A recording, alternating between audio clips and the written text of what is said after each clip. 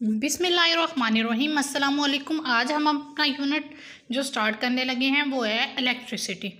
सबसे पहले हम कुछ चीज़ें देख लेते हैं जो हमें पहले से पता है कि इलेक्ट्रिसिटी जो है वो एक फॉर्म ऑफ एनर्जी है और इलेक्ट्रिसिटी मटेरियल्स में जो फ़्लो होती है उसको करंट कहते हैं। मतलब जो इलेक्ट्रिसिटी फ़्लो हो रही है उसको करंट बोलते हैं। इलेक्ट्रिसिटी जो है उसको गुजरने के लिए, उसको कंप्लीट होने के लिए एक कंप्लीट सर्किट की ज़रूरत होती है ताकि वो एक जगह से दूसरी जगह पहुंच जाए।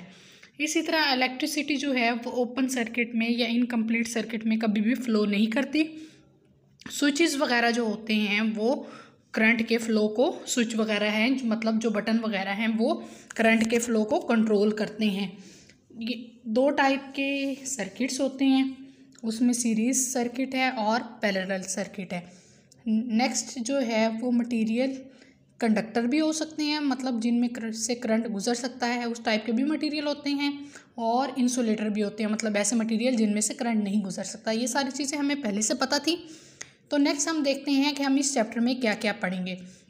इस चैप्टर में हम पढ़ेंगे जो तमाम मैटर हैं वो एटम से मिलके बने हुए हैं, और एटम्स जो है उसमें प्रोटॉन्स, न्यूट्रॉन्स और इलेक्ट्रॉन्स मौजूद होते हैं।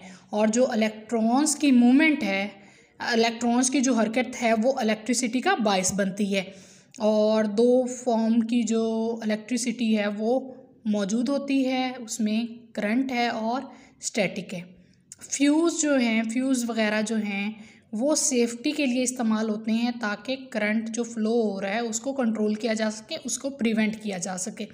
लाइटनिंग भी जो है, लाइटनिंग वो भी इलेक्ट्रिसिटी की ही एग्जांपल है। नेक्स्ट देखते हैं जो एटम है वो क्या है। तो जितने भी मैटर की टाइप्स हैं हमारे पास, उसमें जो छोटे छोटे पार्टिकल्स होते हैं, सबसे स्मॉलेस्ट पार्टिकल को एटम बोलते हैं। एटम बहुत ही स्मॉलेस्ट होता है और इनविजिबल होता है विद द नेकेड आई, मतलब इंसानी आंख के ज़रिए वो नहीं देखा जा सकता। बट इसको ना और भी सब एटॉमिक पार्टिकल्स में डिवाइड कर सकते हैं, मतलब जो एटम है इतना छोटा होने के बावजूद भी इसको फर्दर पार्टिकल्स में डिवाइड करते हैं, जो कि हैं इलेक्ट्रॉन्स, प्रोटॉन्स एंड न्यूट्रॉन्स। तो उम्मीद है कि आपको लेक्चर समझ में आया होगा।